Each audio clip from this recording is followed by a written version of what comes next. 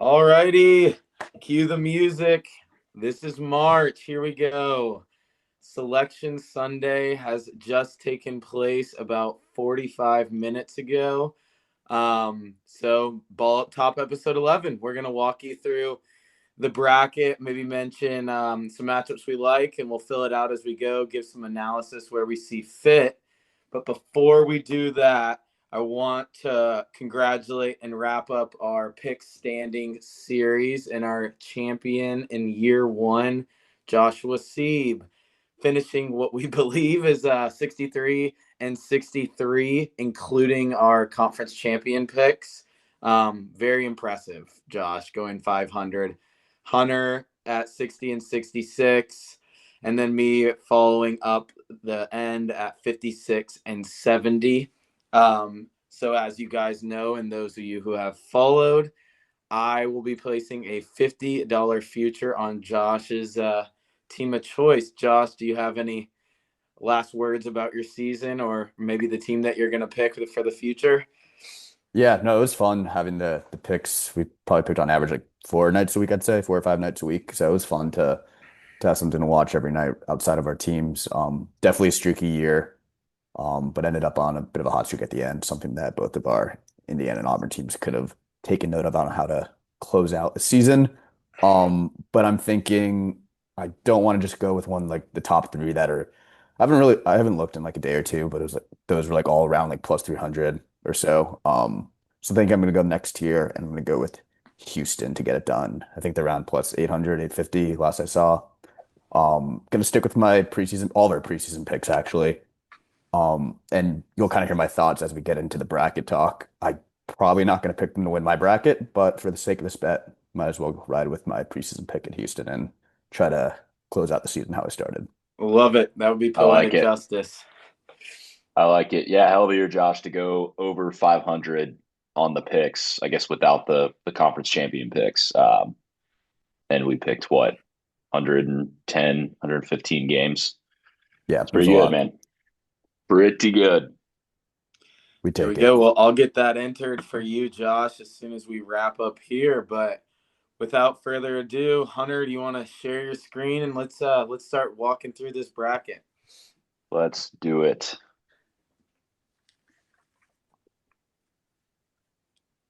All righty, for our YouTube viewers, and we will promote this. This is probably our best episode yet to tune into the YouTube for it. And we'll also have a bracket league that we will keep promoting on our social media. So we'll probably call it out a couple of times on this episode, but please follow the YouTube, the Instagram, and join that bracket league. We're trying to get it as big as possible. And maybe one of you guys can take home some money. Yeah, and this bracket that we're about to fill out now as a group, kind of a group consensus, this is going to be entered into the bracket league. So you'll be able to kind of see how the bracket, our bracket that we're picking right now plays out as the tournament goes on. So definitely join the pool. All righty, Hunter, you wanna drive the ship? Yep. Yeah, absolutely. So yeah, like Josh said, we're gonna go through and sort of fill out our collective bracket. If we disagree, there's three of us. Whichever team has two votes will advance, and this will go into the pool as our collective ball up top bracket. So we're just gonna rip through it here and kind of just go off gut feel. We obviously just got the bracket here about an hour and a half ago, so have only had so much time to really kind of look at it and analyze it, and I think we'll do a little bit more of that as we go. But without further ado, anyone picking Sienna? Duke No. versus Siena? No, let's just go ahead and move Duke along. All right, Ohio State TCU. This is an intriguing one to me. I think this could be one of the better, at least on paper, is one of the better first round matchups. I'm gonna go Ohio State. I think they're playing some pretty decent ball as of late, but really all these 8-9 games feel like toss ups. Whew. I think I'm going to lean Ohio State as well.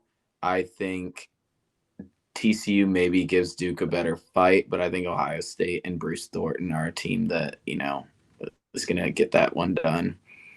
Yeah, you said it, Payton. I think this comes down to Ohio State having the better overall player, Bruce Thorne. TCU's playing really well right now, along with Ohio State. Have had some big wins on the year, but I think overall Bruce Thorne's going to be a difference maker in this game, and Ohio State wins maybe by 4 to 7 points, something in that range.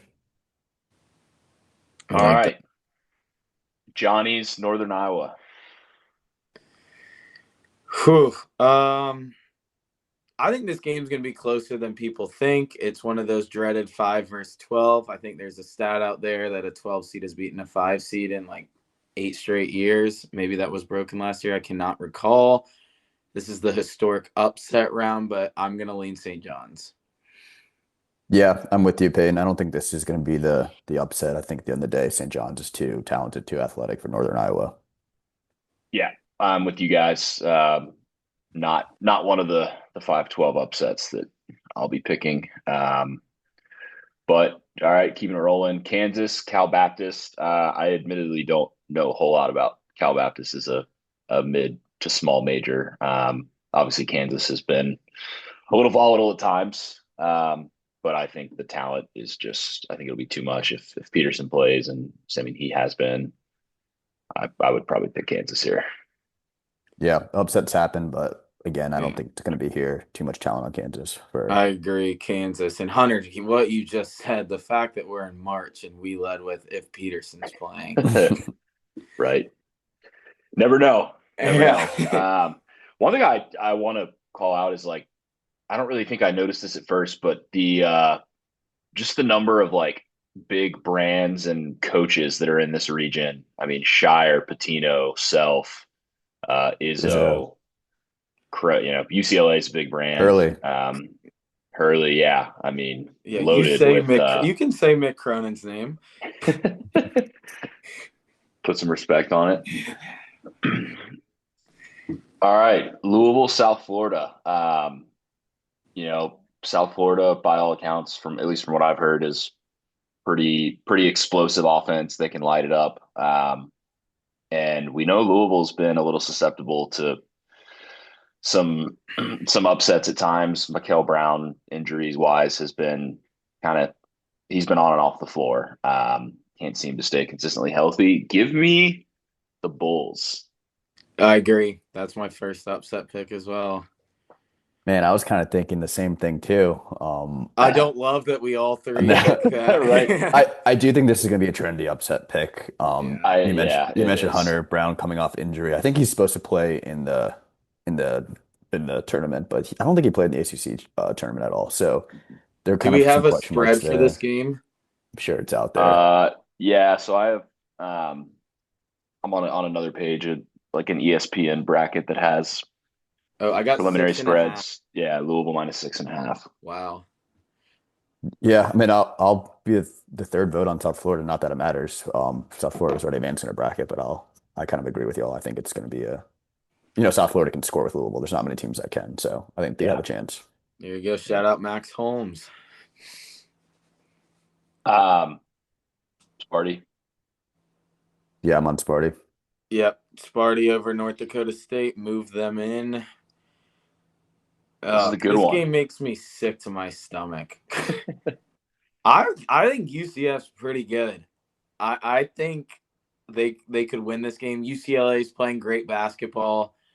Mick Cronin, very interesting character. Love him Always. or hate him. You're gonna watch. God, he always seems to get this team going at the end of the year too, and it's Donovan Dent. And so I think I just talked myself back into I would take UCLA here. Yeah, I do think they suffered a couple UCLA suffered a couple injuries in their loss to Purdue. I think Donovan Dent left that game, and also Bilodeau. I mean, I got hurt 2 games prior. God, Um, I'll I'm not sure if they're gonna be playing or not. I think that might be more likely than Bilodeau, but either way, I'm gonna go with UCF here. Maybe just spite out of Cronin. But I'll take UCF, and I'll have Hunter make the first decision of the bracket here. All right. Yeah, I was just looking to see because I did know that those guys went down, and I thought I saw somewhere that Cronin said that they could have played or like could have been in those games. But Yeah, that's tough. I think initially I lean UCLA. UCF has, I mean, they're in a really good Big 12, but I'll go UCLA. I'll ride with Cronin and just hoping that Dent and Bilodeau and those guys will be healthy. Um, UConn. Yeah, UConn over Furman for me. yep. All Click it. right. All right. You guys go down or you go across? I normally go down, open I to go down anything. because if you were filling it out by hand, yeah, you would go down Mhm. the right side. All right. To the South region, Florida, number one seed. I think we're all in agreement there. Yep. Move Florida along. Yes. Clemson, Iowa. Thoughts? Iowa. I do not like Brad Brunell. I think this Clemson team is remarkably fraudulent. Yeah, this is, I mean, another tough 8-9 matchup here. Two power conferences. I would take Iowa too. I think these two teams are kind of similar. Obviously, they are. They're in the 8-9 matchup. Um, but I'll take Iowa. I think they've been more tested throughout the year. All that being said, they do have a first year coach on their not a first year coach, but first year at the school, and Ben McCollum. So we'll see if he's able to kind of get the guys ready. But I'll take Iowa and Bennett Sturts. Yep, would have been Iowa for me as well. They have been at Sturts, and Clemson does not. Vandy McNeese, Vandy, I feel like was one that was, might have been a trendy, 4 or 5 upset pick. Had a really good run in the SEC tournament. Beat the brakes off the number one seed in their region just yesterday. So McNeese, I think, was the 2 seed in their league. They beat Liberty, Belmont, somebody like Liberty that. Bibberty. Um, that's three straight conference championships for McNeese they're in. But anyone feeling an upset here? Is Amir Khan gonna play? If not, I think this is a good game. Stephen F. Austin, so it'd be sorry. I would gamble on McNeese spread, but I'm going to take Vanderbilt here. Yeah, to me, this is Vanderbilt. I was texting my brother a little bit after the bracket came out. He was a Vanderbilt fan, Vanderbilt grad, and he was saying that he was maybe thinking that they would have been a 4 seed, but overall, he's pretty happy with this draw. So I'm gonna ride with Vanderbilt here. Yeah, it feels like one of those cases of they already had things pretty set Yeah. by like Friday or whatever it was. But I am going to go with Vanderbilt as well. So we are consensus there. Nebraska and Troy. Update, it's 2026 and Nebraska still hasn't won a tournament game. I would take Whoa. Troy in this spot. I think this Troy team is tough. I think Nebraska showed a little signs of weakness down the stretch after I think 19-0 start. They finished like 9-6 their last couple of games. Granted, the Big Ten is loaded, but I'm going to take Troy. I'm gonna go with Nebraska here. I don't know this for a fact, but I assume this is Nebraska's best team in program history. And yeah, Payton mentioned they haven't ever won an NCAA tournament game. I think they get it done here. I'm not sure how far after this they advance, but I think that they'll come up fired up. They'll want to be the team that wins the first NCAA tournament game. So I expect a pretty dominant performance from Nebraska. I really want to pick Troy, but I think I'm going to go with Nebraska. Get their first tournament win. All right. UNC-VCU, this is an interesting one. I think this could definitely be. I read the other day that 11 seeds have a winning record over 6 seeds since like 2015 or Yeah, 2016 or something like that. past 10 Pretty, tournaments. pretty crazy. I think they're at like a 55% win percentage. I think this is the way that you get to talk about Shaka Smart in March. Give me VCU. Yeah, VCU was one of those teams that was probably on the bubble. They ended up just winning their tournament to get the automatic bid anyway, so kind of a moot point. without Caleb Wilson, it's tough for North Carolina. I'll put Hunter in this spot again. I'll take North Carolina, and we can switch up the Man. order so it's not constantly Hunter making a decision. But for this one, give me North Carolina. Yeah. This is one that I think is an intriguing could be a trendy upset pick. I don't just because people might see Carolina and the first thing they think is Caleb Wilson's out and um VCU's playing some good ball right now. I'll we'll get some more chaos in here. I'll go VCU. There we Illinois. go. Illinois over Penn across the board. Yep.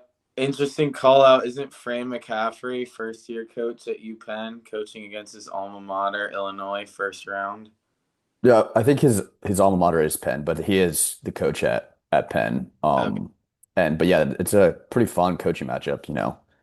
These Yeah. two coaches have faced each other probably 10, 15 times over the past 10 years, but I'm with you Yeah, guys. I think Illinois is too tall, too talented. But Yeah. great coaching job by Fran McCaffrey to get them to the tournament in the first year, something that I'm sure we wish both of our coaches could have done. right. Yeah. All right. Illinois moves on. St. Mary's and A&M. A&M sort of an up and down year, like throughout SEC play. They're talented. Bucky McMillan did a great job in year one, getting that team that had that group of seniors that was at A&M for what felt like forever. Wade Taylor and Henry Coleman and all those guys sort of reset things, and they were not as good down the stretch. I will say that their last probably 10 or so games, I don't know what their record was, but felt like they weren't quite winning at the same level they were. St. Mary's just constantly playing second fiddle to Gonzaga in the WCC.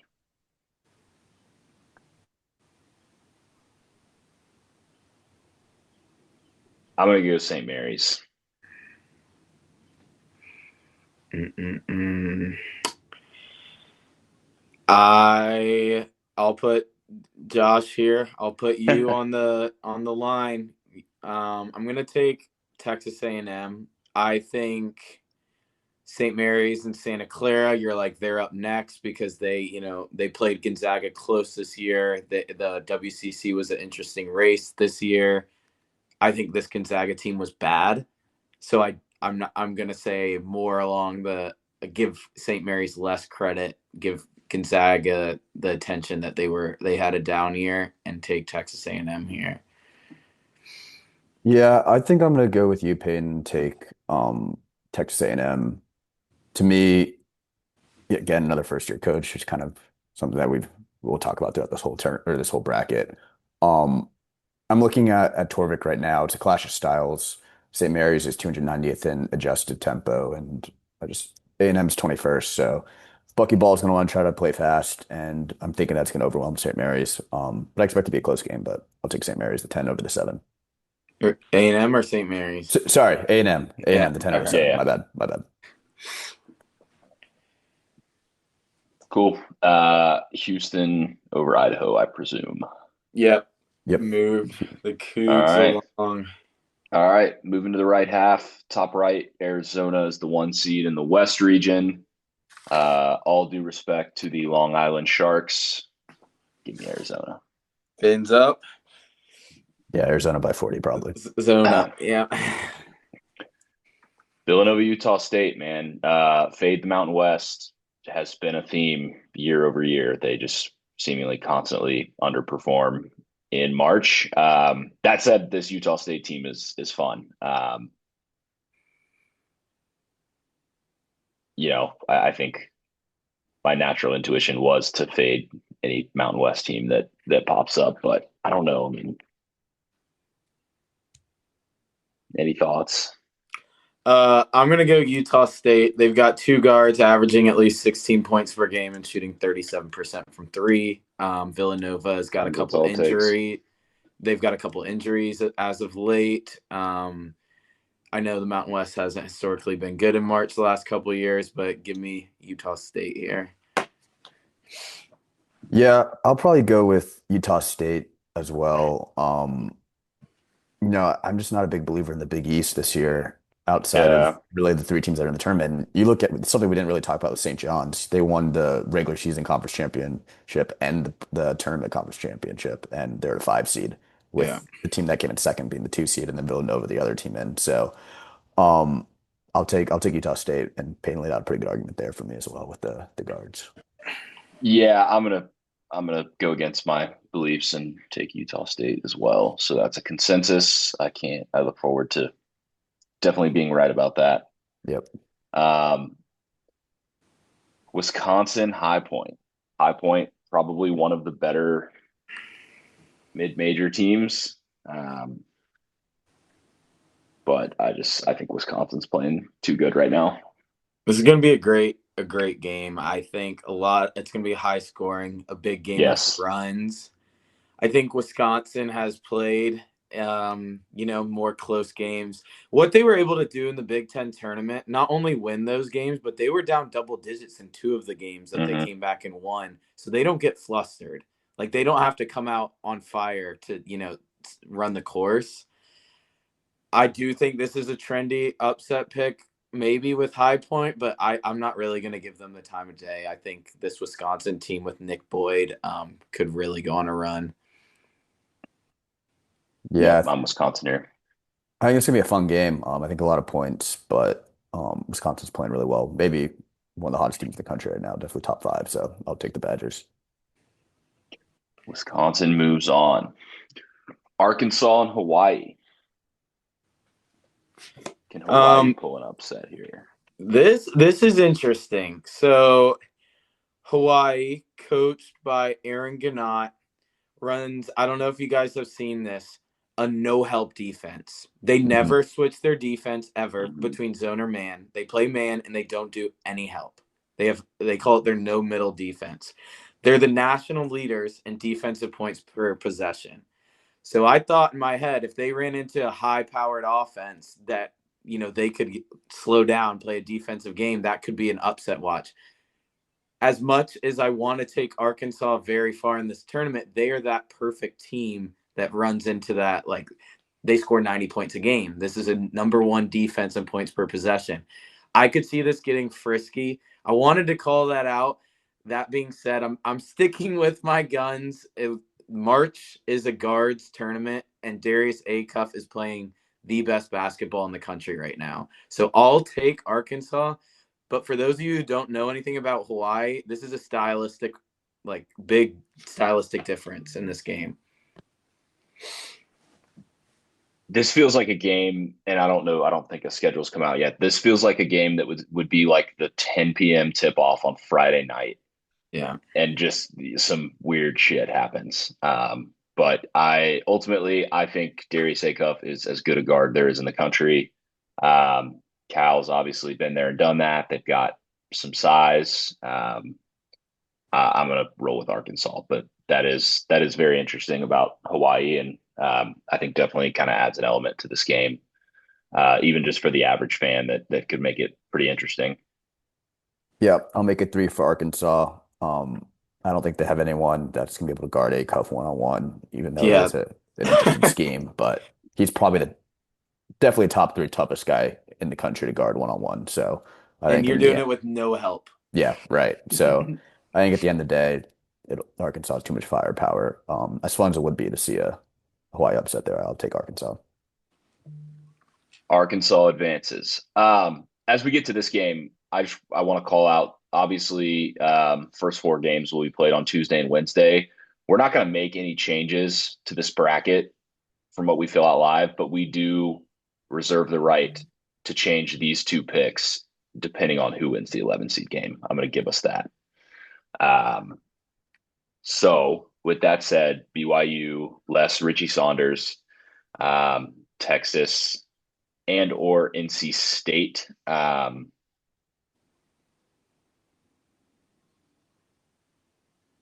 Part of me wants to ride with NC State. Really? I would lean BYU in this spot, and I would say if Texas won, I would maybe go Texas. But that's neither here nor there. I'm gonna go with BYU, but if you like that upset pick, Josh, why don't you make the decision for us? Yeah, I'll take BYU with you, P. Thank you, Josh. I didn't want. I Yeah, was. Yeah, go ahead. I was back and forth there. yeah. I think at the end of the day, BYU has, two guys, Rob Wright and DeBansta, that can go and win a game. And it's a theme that we talked about already, and we'll continue to talk about. You have guys who can go score the ball in one-on-one and create their own shot in March. That's what wins you tight games. So I think BYU will at least make it out of the first round. So give me the Cougars. Yeah, I think Rob Wright and AJ are. I mean, honestly, they're probably good enough to carry them decently far. We'll see. BYU advances over Texas or NC State. Gonzaga and the Owls from right down the road. P, I know you got some crazy fact about Kennesaw State cooked up here. I actually don't. I have a crazy fact about Gonzaga. Mark Few will lose in the first round this year. Give me Kennesaw State and the Owls. I think this Gonzaga team has proven time and time again that they can lose to teams like Pacific. Kennesaw State, I feel like, is hungry. They're, I think, another first-year coach. Am I right about that, Josh? Maybe not. I might be wrong on this one. I'm not sure. Um, I'm gonna take Kennesaw State. Um, I'm gonna take Gonzaga. I Big shout out to Kennesaw State though. They won their conference in football and then won their conference tournament in basketball. So I don't know how many athletic departments in the country could say that this year, but really job well done by their AD and their whole athletic department. And like Payton said, Gonzaga can lose this game. They lost to Pacific, so they could definitely lose to Kennesaw State. But I think Mark Few, first round game, will have the guys ready to play. Give me Gonzaga. Yeah, all I know about Kennesaw State is that their best player was involved in like a point shaving scandal, like right now this season. I don't think he's playing. He's a 20 point per game guard. His name is Simeon Cottle. He's a senior. He's actually from College Park. Play at Woodward. Yeah, there we go. No, don't Don't think think so. so. Yeah, he hasn't played since January 14th, so he's involved right now in a point shaving How have they ordeal. been since January 14th, if you don't mind me asking? That is a good question. I got the Torvik pulled up right here. Give me a second. And yeah, I'm looking at the regular season standings. Looks like they finished in 6th in Conference USA. So definitely a good job by them to make a run in their tournament. Since January 14th, you said there Yeah, looks like not nothing not crazy. great, but not really any worse. Yeah, pretty Like, typical for the whole year.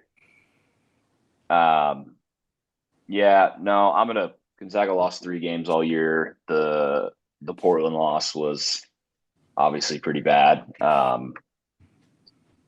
But I think they are good enough to get past, especially a team that wasn't even like what Josh, you said they were the 6th seed in their conference tournament. Yeah. Yeah. I am going to roll with Gonzaga, setting up a fairly interesting clash of West Coast teams in the next round. But moving on, Josh, you were Gonzaga too, right? I was, yeah. Yeah. Okay.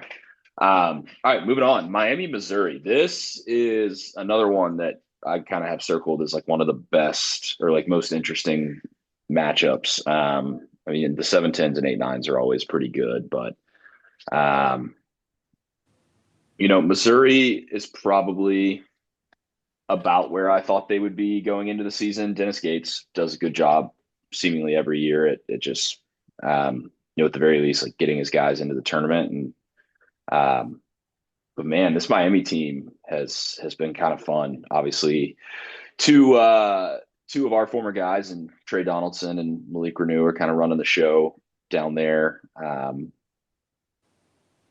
like Miami. Josh, what do you think? Yeah, I'll put Payton in the decision making here. Maybe. Actually, I gotta kind of talk this out. Yeah, Am I wrong that Missouri was kind of struggling a bit down the stretch and kind of They put them in bubble conversation? collapsed. Okay. Hmm. Yeah. Yeah, based off that alone, I think Miami's playing some good basketball. I'll take Miami too. So I guess Payton, not a decision Okay. for you. Yeah. I mean, two names. I mean, it's Trey Donaldson. It's Malik Renew. So that's exactly why I would take Missouri. That's a But fair point.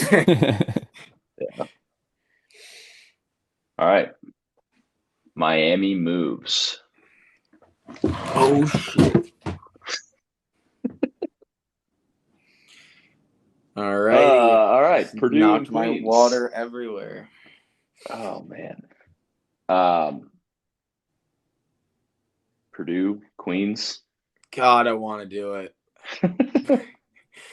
Purdue's hot. Purdue is hot. Matt, this to me is a very advantageous draw for them to get to the Sweet 16. I mean, there are two seeds, Yeah. so they should have it, but you're telling me you got to beat Queens and then a Miami and Missouri and then like a Gonzaga. Like that to me is very favorable. I'll take Purdue and I'm probably going to take him and we'll see here shortly, but further in my bracket than I want them to be. Josh, do you want it on record, Queens?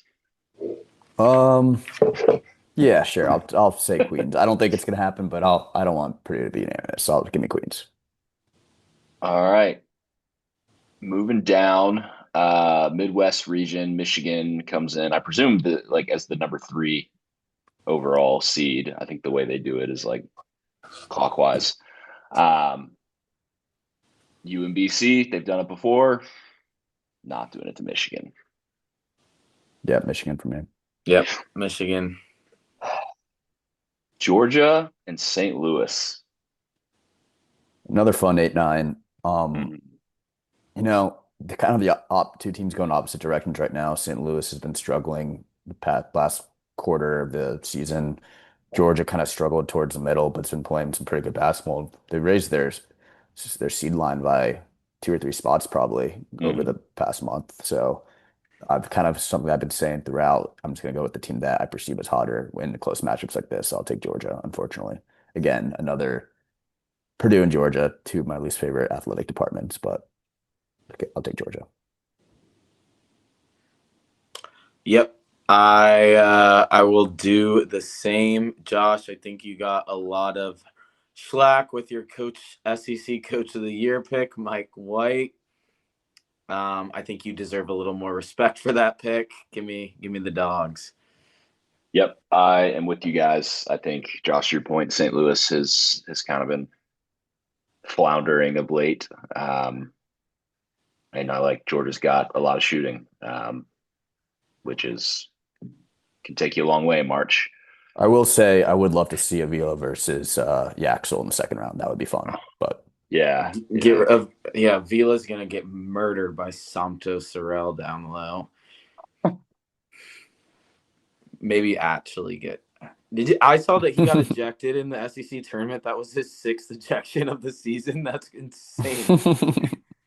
crazy. Jeez, that's good numbers. Six ejections. Chad Baker Mazara didn't even get ejected 6 times last year. He just gets kicked off his team.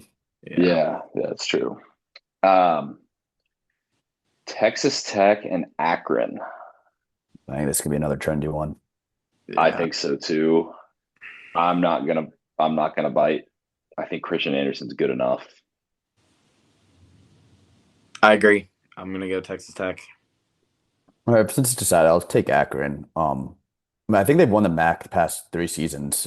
They're sneaky a pretty solid program. Had Yeah. a great year this year, but yeah, Texas Tech will probably be too much for them. So we'll move Texas Tech on, but I'll take Akron and make it 2-1. All right. Texas Tech moves on to play Alabama or Hofstra. I don't know anything about Hofstra. I'll just be completely honest. The Pride. I'm pretty sure they were a 4 seed in their conference, so nothing that jumped off the page with them. It's They LeBaron beat Philon. Syracuse. Yeah. Oh. Whoop-de-doo. I'm taking Bama. Just looking for anything. No, I hear you. Yeah, no, it's Alabama. Yeah, Bama as well. Again, looking at the adjusted tempo and Torvik, Hofstra 315. Bama, I assume, is pretty high up there. They are number four. So, um, yeah, I don't think Hofstra will have the guys or the stamina to be able to run with Bama, and I think Bama will probably end up blowing them out. Wouldn't shock me. Tennessee against the winner of Miami, Ohio, and SMU. I go I back and forth on Tennessee. Yeah, I kind of do too, but I think in a game like this, I think Rick Barnes wins this game. I think they they got the best player in Gillespie and really the best players with on there Yeah, yeah. too. And Miami, Ohio's been an awesome story. Kind of unfortunate that they ended up in this playing game, even though it's probably deserved. So I'll be curious to see what that'll be a fun one to watch between Miami, Ohio, and SMU, but I'll take Tennessee here. Yeah, I think I'm with you. The way, at least, the way Ament played against Auburn the other day. Obviously watched them more that day than most, but I think Gillespie and Ament are a hell of a duo. They've got a ton of size with Akpara and Estrella and some of those guys. So I just, yeah, I think SMU finds a way to beat Miami. Boopy Miller, name to watch for SMU. He's electric. But I'm gonna go Tennessee. I'm gonna go with Tennessee as well. Not that it matters. I like SMU is going to win by double digits. I really think. I think Miami. Now that Auburn's not in, and I don't have to come off as remarkably biased, even though this probably will still come off as remarkably biased. I don't think Miami of Ohio is that good at all. Yeah, I mean they're what, like 64th in net. Yeah, I'm looking Torvik. SMU is 42nd. Miami, Ohio is where are they? 86. So Two. yeah, Yeah, pretty that big difference doesn't. there. And then Tennessee, of course, is 16th. So all signs point to Tennessee there. Yep, I like it. Virginia and Wright State. Give me the Wahoos. I think they roll Yeah, here. What a turnaround by them and Odom. First year yeah, coach, Yeah. showing to both of our programs that you can have a great first year season. Pat Kelsey, Dusty May, Mark Pope all last year, and then Odom this year.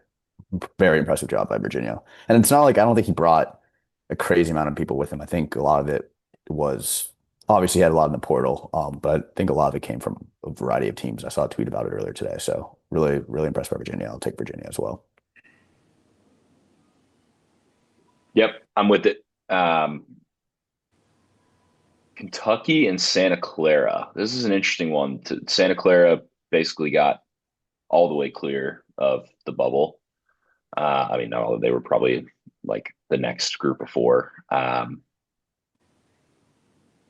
but got an at-large bid.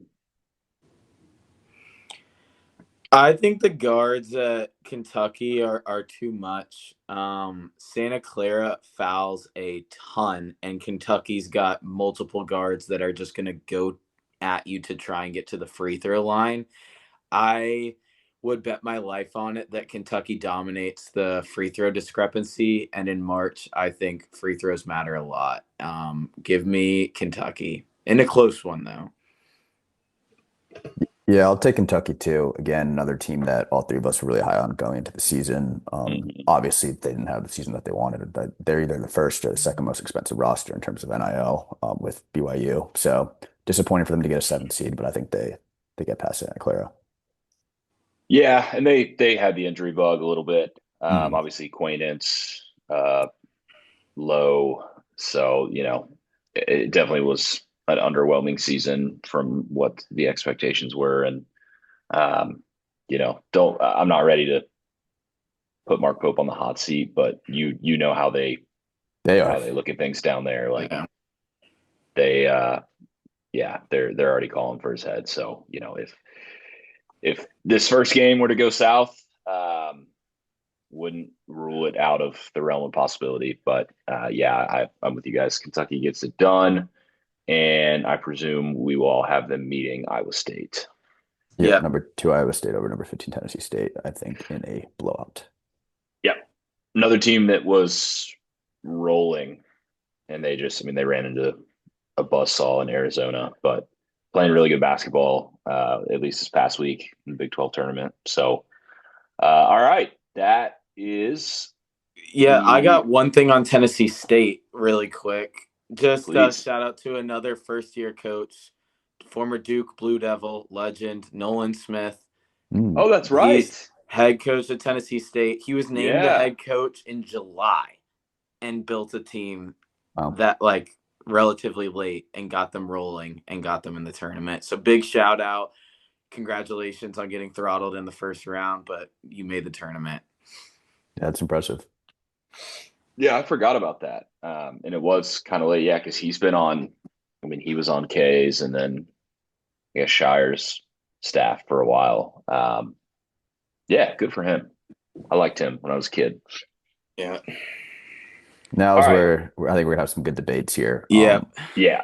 I don't Yeah, think we for took it. sure. We didn't take any. What was the biggest upset we took? Did we take a 3 seed losing or no? We got an 11 seed, South We Florida, were pretty chalky, Hmm. boys. We 11 took seed VCU. VCU. Yeah, we really didn't. We picked all one, twos, and threes and fours. Yeah, I don't know if we took it. Yes. Yeah. And fives. Boys, we Maybe no I it's a chalky tried upsets. year again. Kennesaw State. I tried. I know. Yeah, that's all right. That's all right. No going back now. Yep. All right, Duke and Ohio State. I I like like Ohio State. I like Bruce Thornton, but Duke. me too. I think Duke winning the ACC tournament without Caleb Foster, that quick turnaround is great. I think they're so well coached. The more time they have to game plan, they're going to figure out a way to continue to fill his production and get ready to know the last name Boozer. If you heard it all season with Cam Boozer, but his brother Caden scored 20 points in, I think, the semifinal game. They're going to get a double dose of both of them all throughout March. I like Duke here. Yeah, I'm with Duke as well. I don't know if it's as convincingly as it would be if they were fully healthy, but I still think Duke's too much for Ohio State to handle. Yeah, have they said anything on Ngongba? I I'm think not. he's going to come back, but I'm not sure. They might rest him against Siena. Yeah, I wouldn't play him. Yeah, Um, I don't know how healthy. I mean, with Foster as well. I don't know what the timeline is on either of them. But we can talk about that having more of an impact probably when we get to the later rounds. But I think that they yep, have enough to get past Ohio State here. yep. I'm with you. This will be fun. Oh my God. Kansas and St. John's. Yeah, this is an awesome matchup if it does happen. Of course, no guarantees. And I think they might have been slated up to potentially meet last year, and it didn't end up happening. But if you had asked me 2 weeks ago, I'd probably take Kansas. But now with St. John's rolling through the Big East and then another convincing win over UConn, take 2 out of 3 against them this year, right? Um, Mhm. I'll, Did only score 40 in the game that they lost, Yeah, but I think they that's true. lost. I think they but they That's still lost true. the aggregate the scoring, but won 2 out of 3. I'll put my vote on St. John's. To me, this is kind of a toss-up game. It's gonna be hopefully it happens because of two legendary coaches. But I think St. John's in a close one, and I'll let you all kind of talk out who y'all want to take. in terms of like efficiency, what they're kind of similar. Like they're both. I mean, St. John's is in the 40s, Kansas in the 50s on offense, and they're 10th and 11th according to Torvik in defensive efficiency. So kind of probably more similar styles than I would have thought. The coaching matchup would be epic. St. John's obviously lost last year to Arkansas in the second round. Um, I knew that I was going to struggle with Kansas because they just like Yeah, it's been such a weird year. They're talented as all get out. They looked unbeatable at times. St. John's is playing better basketball right now. P. Josh, you said St. John's. Yeah, I said St. John's.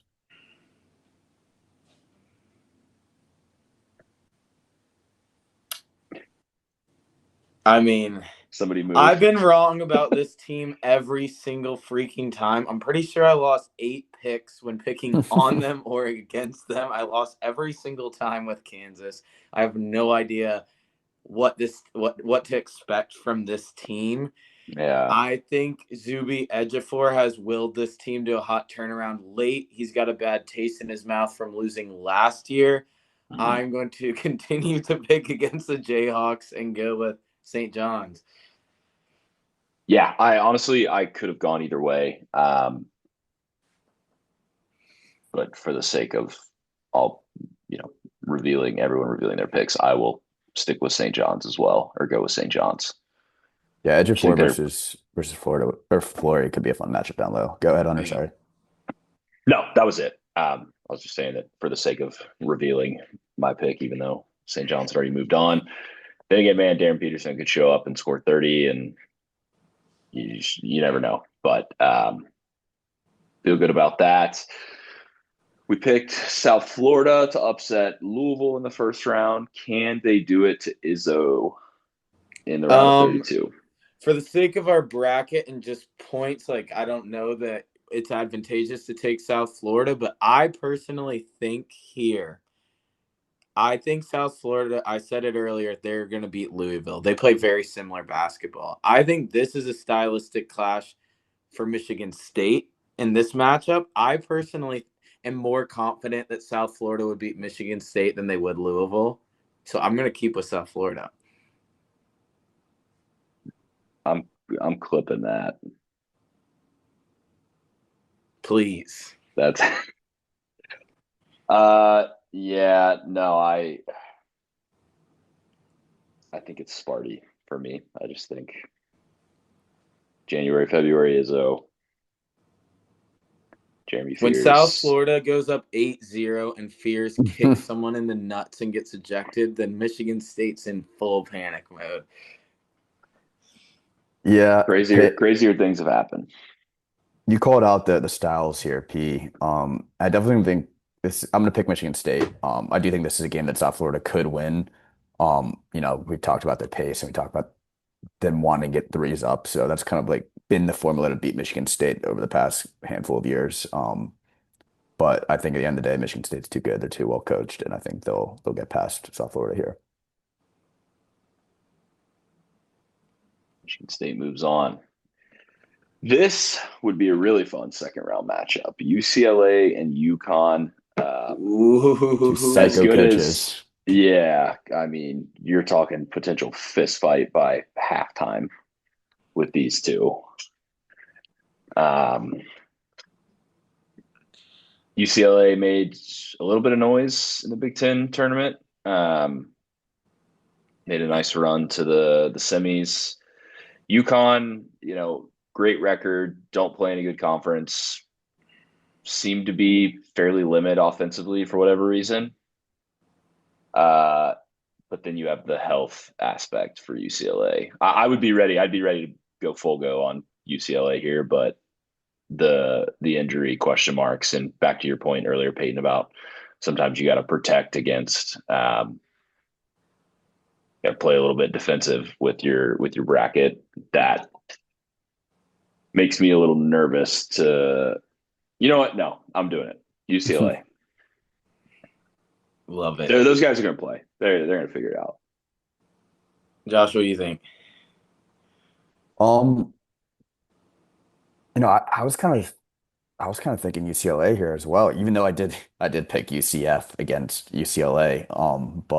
And I don't know if I would pick UCF against UConn, but in this matchup, UCLA versus UConn, like Hunter said, if they can get healthy, um, people forget UCLA was obviously doesn't matter too much, but they were a preseason top 10 team, I think. So clearly the voters thought they were talented on paper, didn't have the season they wanted. I assume this game is, we're in the East region. I assume this game is somewhere out east, which does not bode well for UCLA, but they'll have their first it's not like it's the first game out there for them where they've struggled to go out east in the Big Ten. They'll be out there after they play UCF. So It, I'll say UCLA. I won't even leave it up to you, Payton. Let's have an upset. Okay.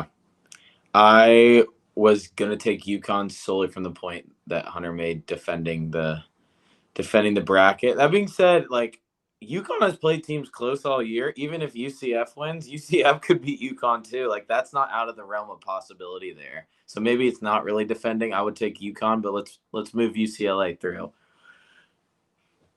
all right. The First Bruins. first major upset, I'd say. Yep. All right. Rolling on.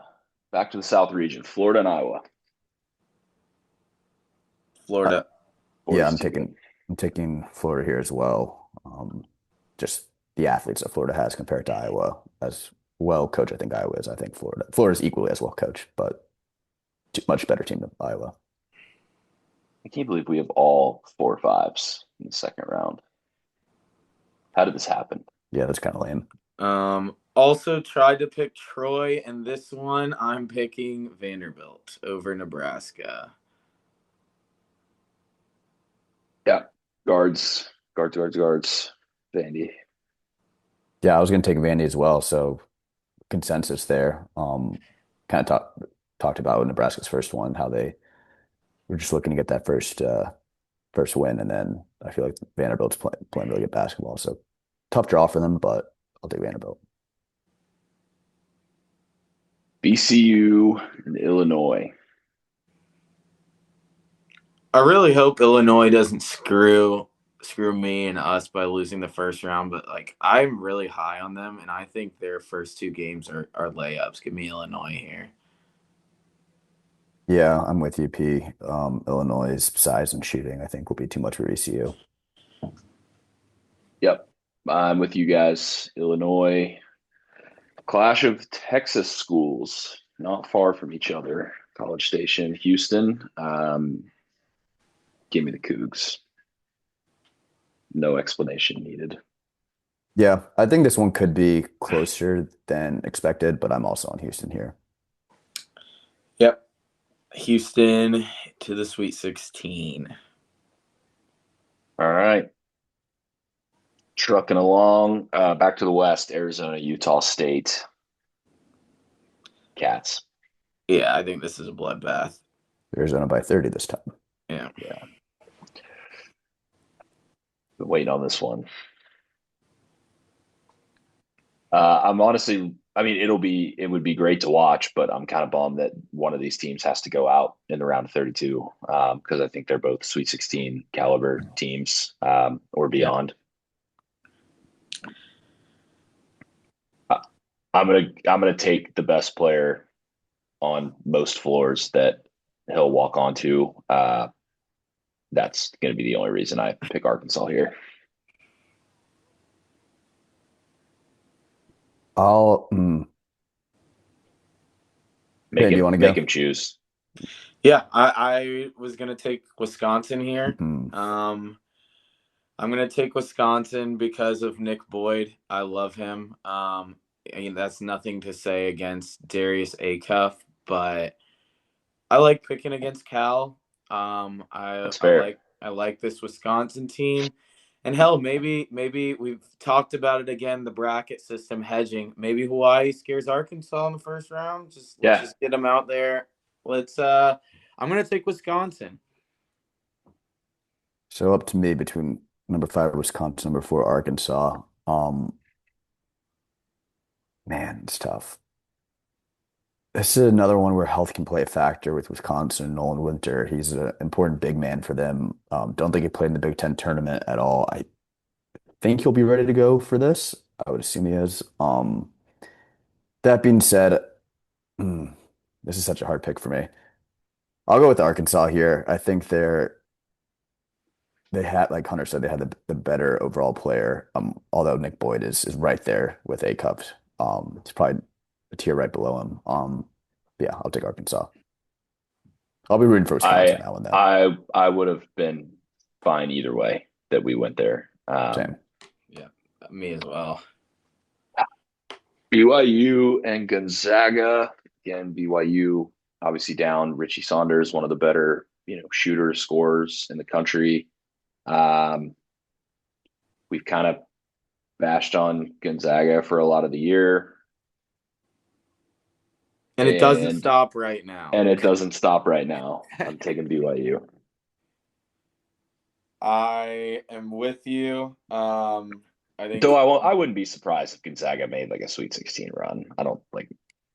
it wouldn't be the most outrageous thing, but I think that they lose to Kennesaw State. I love BYU. Diabonza has his way with Gonzaga.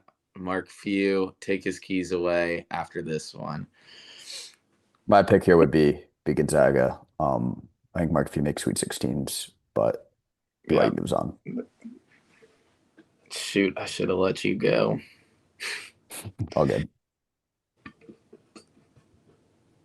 Is I haven't heard anything about it. I know that Braden Huff for Gonzaga, he's been out for a while, and there was some thought that he might could make it back in March, but I haven't seen anything on it. So I would presume that he's probably not going to be suiting up there. Yeah, I like the Rob Wright DeBonsa duo. So BYU moves on. Miami and Purdue. Malik would have this one circled. Yeah, I mean, you're referencing him going against TKR. They've definitely had their battles over the past 3 years. When Malik was with us at Indiana. Um, I think I think they have the advantage down low, and I think Braden Smith is the best player in this game as well. Oh, I think Miami has advantage down low, I should say. Actually, I don't know. I don't know who's better. I mean, you asked me last year, I'd say Malik's better, but if I'm being truthful, it's probably TKR. I'll take Purdue here. I don't like it, but I'll take Purdue. Don't feel good about it though. Hunter, what are you thinking? I mean, Miami is a team that's in like the mid seed range that I think could make a little noise and make a run, but they could also lose to Missouri in the first round. Is just kind of how I look at that. Yeah, and Purdue obviously just had a great run in in Indy for the Big Ten tournament, right? And it's in Indy, right? it was in Yeah, Chicago this year. Yeah, Chicago. Yeah, yeah.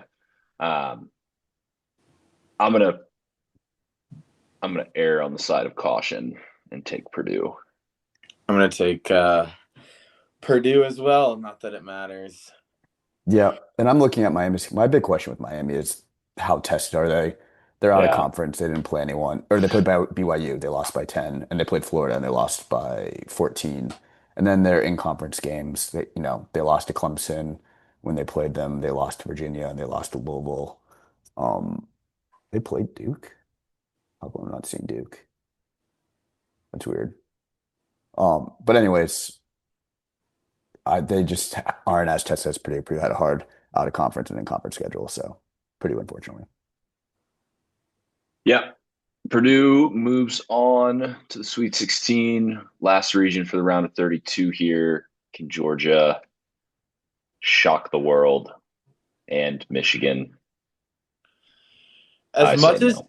as much as I hate, I think this is a good game. I really do. I think Michigan, we talk about guards, they've been so dominant and they're so big and they're so physical. And I'm going to take them to win this game. But they have not been the same Michigan team without Kaysen, who was their, in my Hmm. opinion, their most consistent guard. Cadeau has shown flashes, but he's also been put zeros on the box score at times. Kaysen gave you, 8 to 12 points, time in, time out, great energy guy off the bench. Georgia's got 2, 3 guards if you count Blue Cane as a guard who can fill up the stat sheet.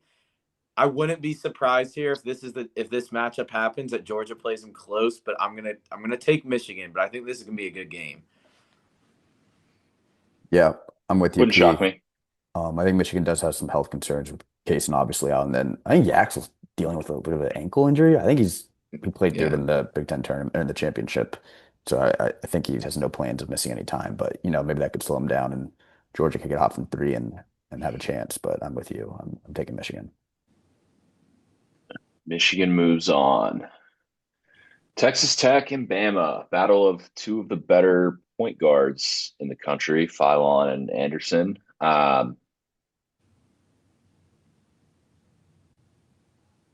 Yeah, not having Toppin makes this game would be so awesome if JT Toppin was playing, and it still might be. Um,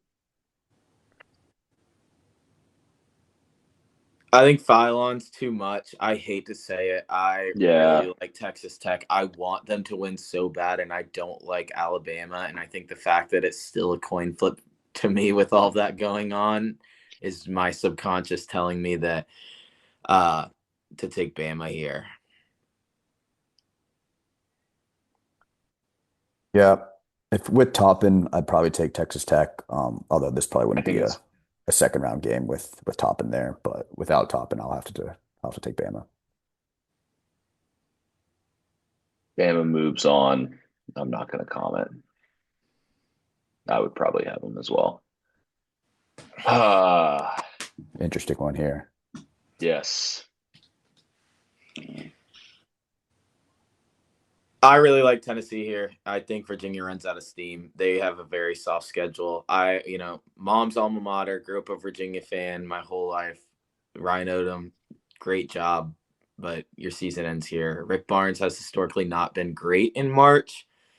That being said, I like Gillespie down the stretch. They play so physical. I think they're going to bully Virginia, and that's what's going to be the deciding factor. Josh. Um, yeah. Hmm. I don't know if you have any if you're different than Payton Hunter, but I'd probably lean Tennessee here. I think they have more experience. I think they have probably more size. And yeah, Payne, you called it out. Virginia's schedule is pretty soft, so give me Tennessee there. They're more tested than Virginia. Yep. I was Tennessee as well. Okay, So we are cool. all good there.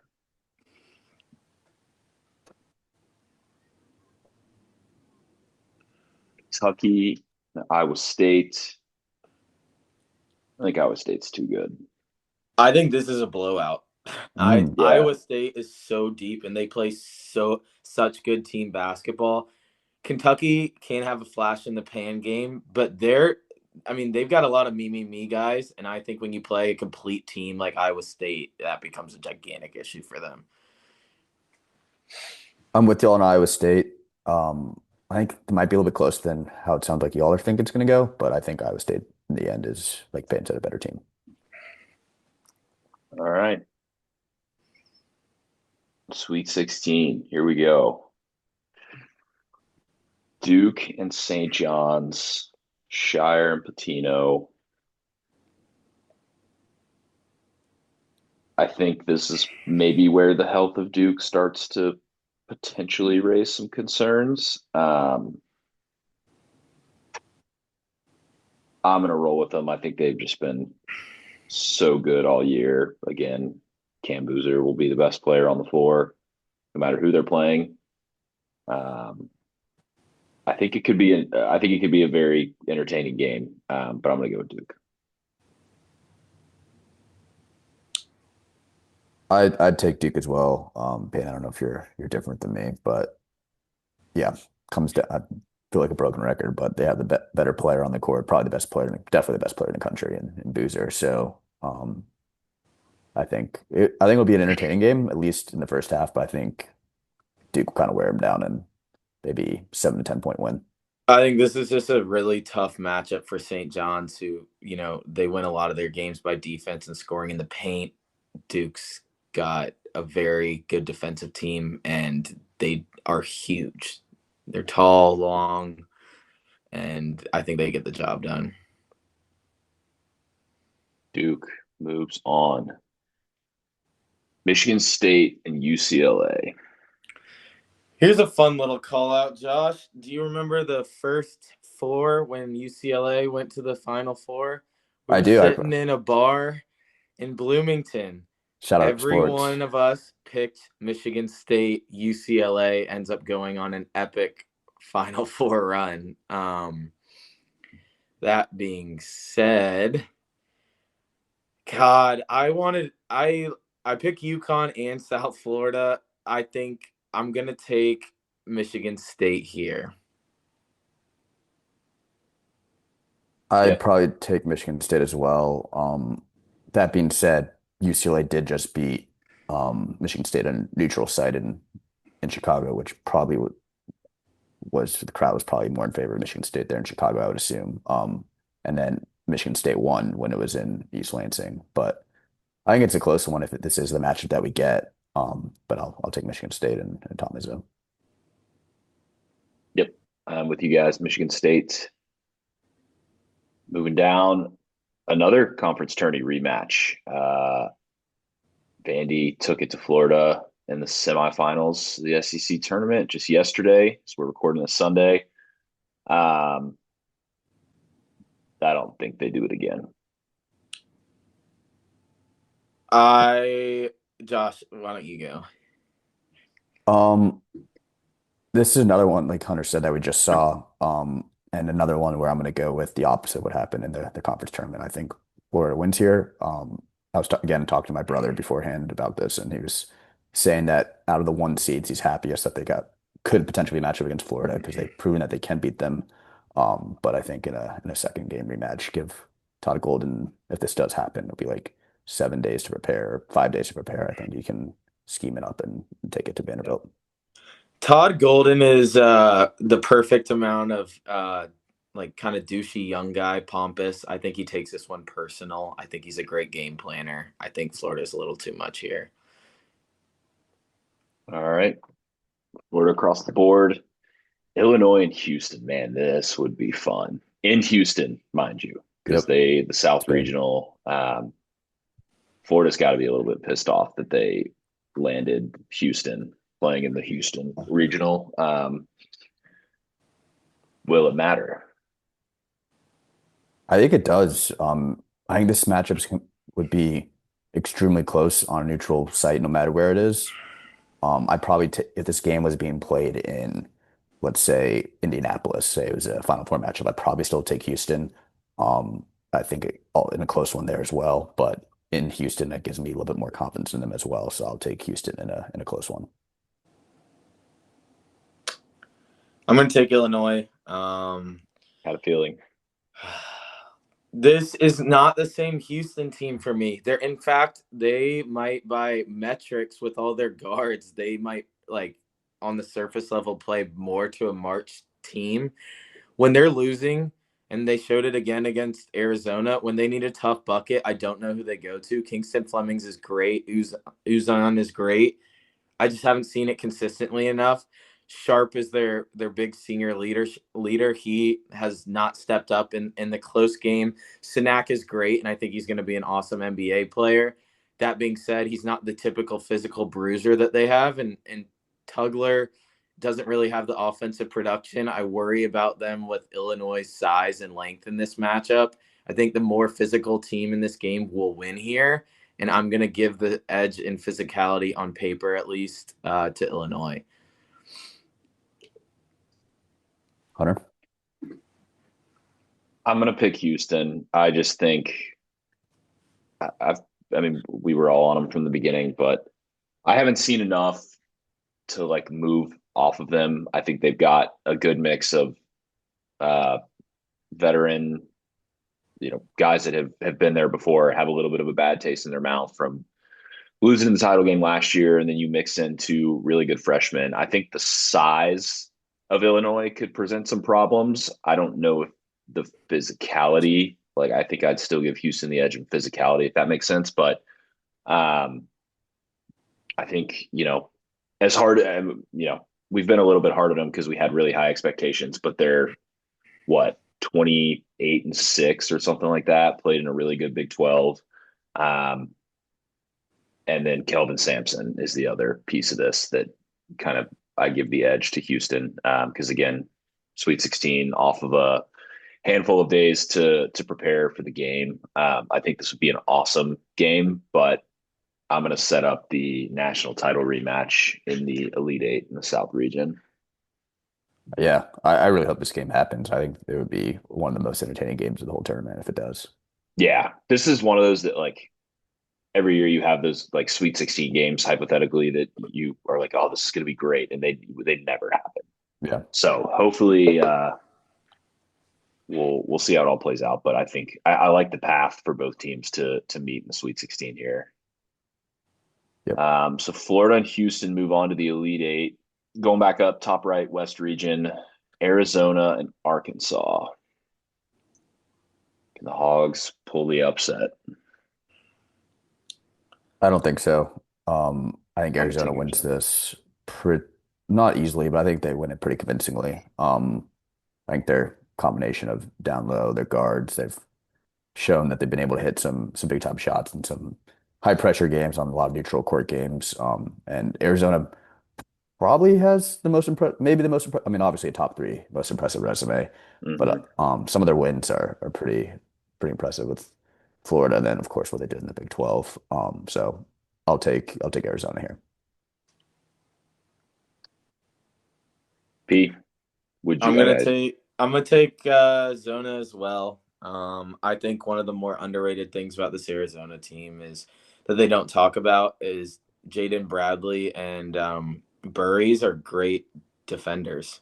They're great Yes, defenders, and yes, I think if you can limit a cuff in any capacity, this is going to be a problem for Arkansas. yeah. They do everything. I mean, size, physical. They defend. They can't shoot the three. They're athletic. I I like this Arizona team a lot, and I think that it would take a Darius Acuff like just nuts performance, which is not impossible, but Yeah, definitely um, possible. We've seen it I before. think I'm gonna roll with Arizona.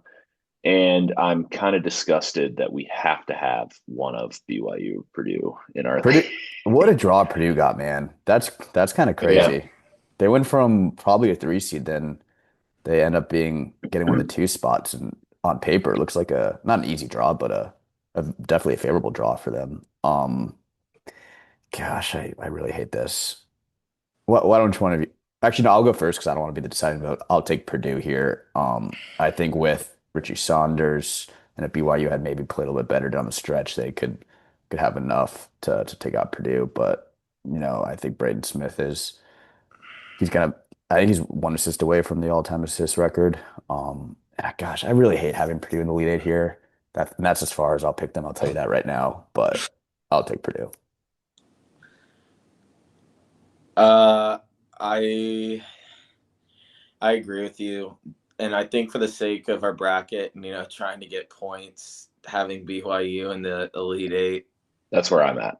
scares me a lot. Ceiling is high, but they've been too inconsistent. They've been consistently inconsistent across several months of the season.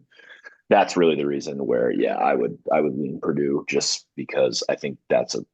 I mean, you got to take risks filling out a bracket, but I think there's also ways that you can play the game and like protect against points. And I don't trust BYU making it all the way to the Elite Eight across this. So Yeah, for that reason, agree. all right, chalky Elite Eight so far. Michigan, Alabama rematch of the 2024 Rose Bowl. Hmm. Is that right? Or Yeah, 23, 23. They're 23. they're a national championship year, yeah. I I think Michigan has a sneaky tough draw stylistically, having to play in theory Georgia and then Alabama. Bring your track shoes. Oh my gosh. I I think Phylon gets shut down here. I'm gonna take Michigan. I really think they're the most vulnerable one seed to be, if I'm being completely frank, but I'm still gonna lean Michigan here. Yeah, I am as well. I think the size and physicality, like Bama is who they are. They're gonna jack 100 threes and they're gonna try to score from beyond the arc or at the rim. I don't think scoring at the rim is going to be very easy against a team like Michigan. Um, that's not to say if the shots aren't falling, they couldn't still win, but I think Michigan's just a lot more complete, been a lot more consistent. Assuming that they're healthy, I think feel better about Michigan in this one. Yeah. I don't think this is an impossible game for Bama to win, but I Yeah, I think agree. out of 100 games, Michigan probably wins it 80 to 85 times. So I'll take Michigan here. Tennessee and Iowa State. This would be a good watch. Two defensive minded teams, but both have some guys that can get hot from deep, fill up the stat sheet when they need to. Um, curious to hear your thoughts on this. I hate the chalkiness that we're going, but I I really like Iowa State. Otzelberger to me is one of the most calm, cool, and collected coaches on the sideline. I'm taking him in March over Rick Barnes. They've got a lot more experience with Jefferson and Lipsy than Tennessee does, relying on Gillespie's been there, done that, I guess, but uh, they need a lot of scoring from Ament. They're an underrated defensive team. I think this game's a low score, but I like Iowa State here. Yeah. I like Iowa State too. And I was gonna call Jefferson if he didn't. Joshua Jefferson's one of the most underrated players in the country, I think. Yeah. On Evan Maya, he does like the his BPR, Jefferson's fifth in the country behind, Boozer, Lundenberg, Fierce, and Smith. So he's right up there with one of the best players in the country. Then like Hunter, you mentioned, they got some guys that can also really shoot it from beyond the arc. And yeah, I think Tennessee's shown a lot of inconsistency through the year, and I think Yeah. Iowa State has. I mean, they almost knocked off Arizona on neutral site a few days ago, so give me Iowa State. All right. Iowa State moves on. Yeah. Obviously pretty chalky Elite Eight, but I I mean, that's think what happens when we're you're talking out the teams. Obviously, it's chalky yeah, because teams are seeded and who's better, and right. so Um, but I think if anything, maybe there's a little bit more chaos in like the early rounds, the first weekend, but I do think things kind of straighten out and end up being fairly chalky by the Elite Eight. yeah, I just think it's one of those years where the drop off is pretty significant. But with that being said, who is going to Indy? Ball up top, boys. Final four bracket entry. Give me Duke.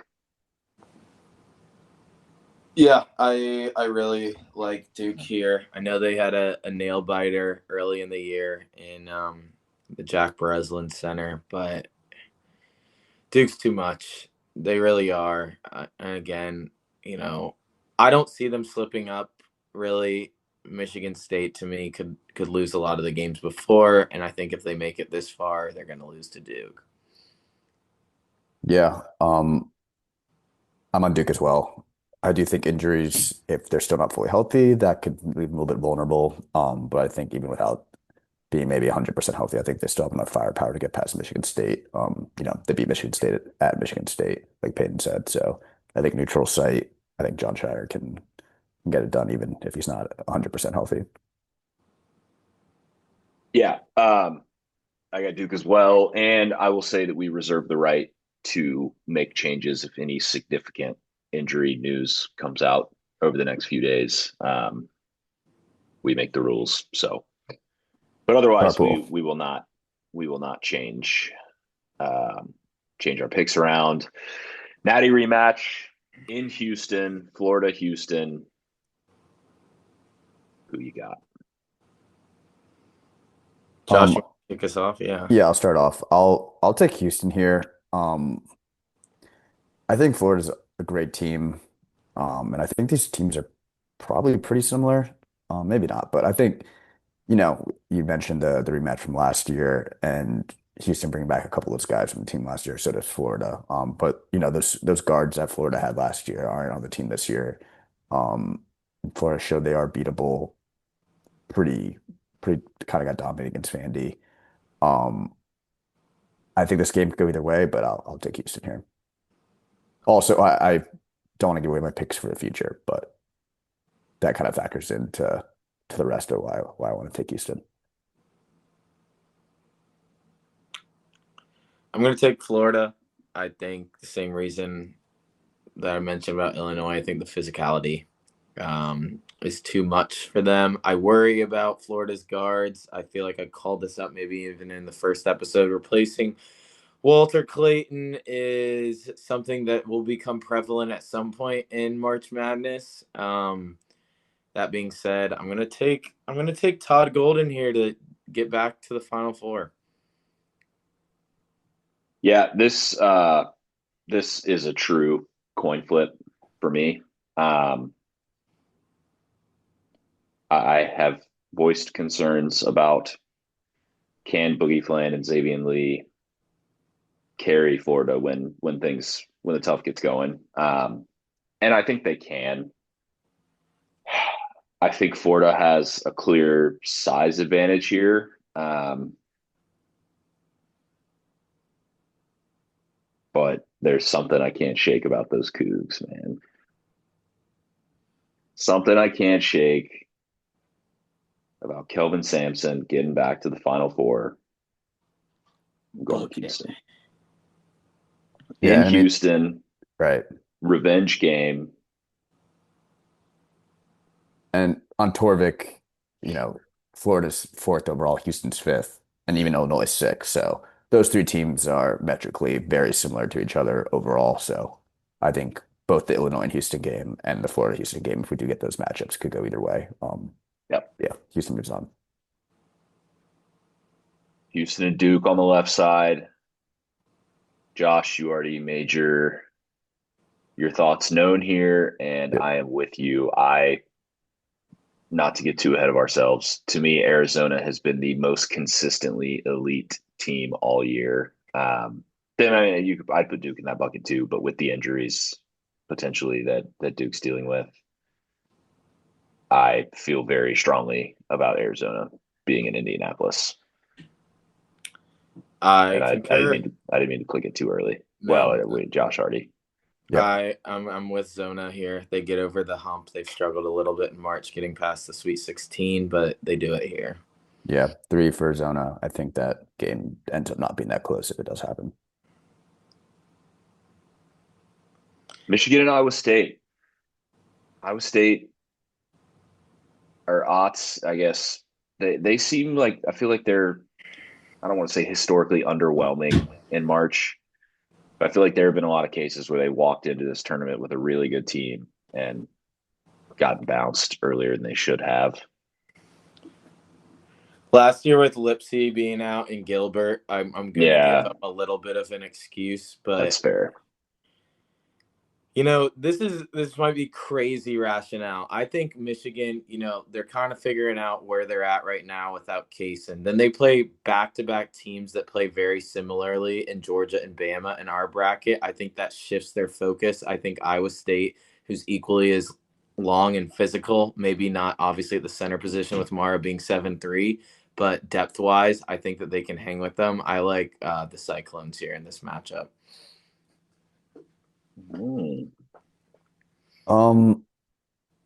If this was a few weeks ago with Kaysen was playing and there's no question marks about him, even though he is going to be playing, but he might be slowed down a bit. I would think Michigan would, without even thinking too much about it. But now some injury concerns, Iowa State's playing well, almost knocked off Zona. It becomes a lot more interesting to me.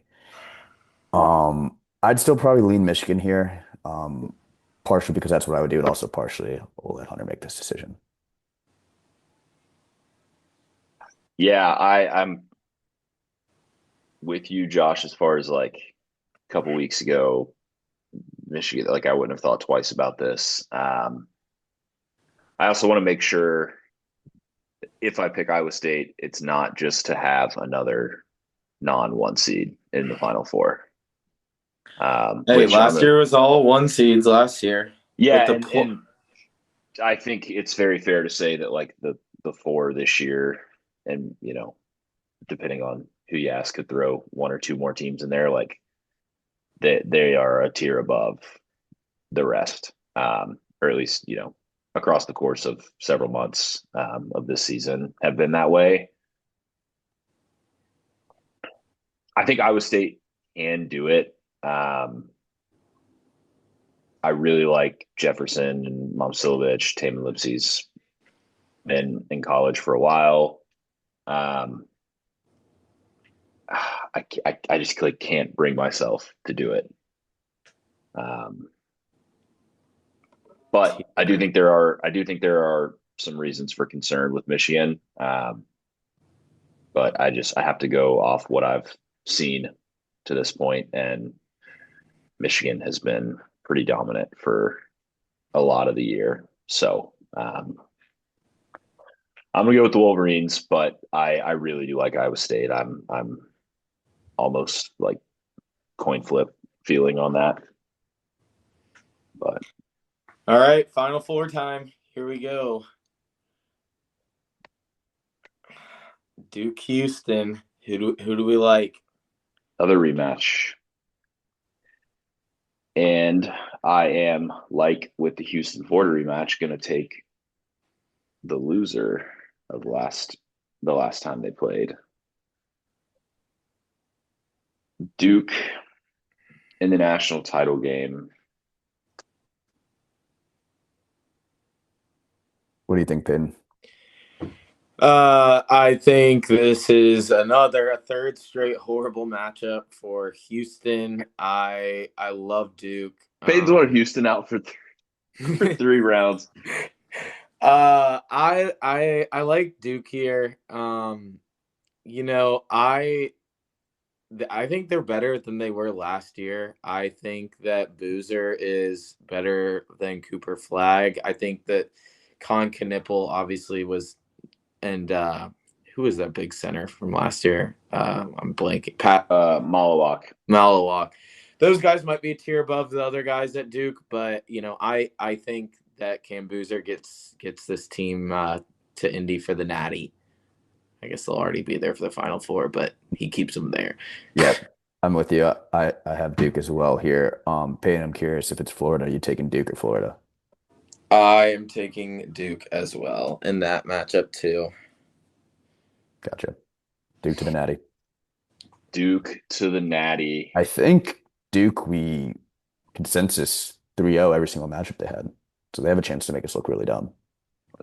I guess we haven't had their championship matchup yet, but yeah, on their way to the championship, I think we were consensus 3-0.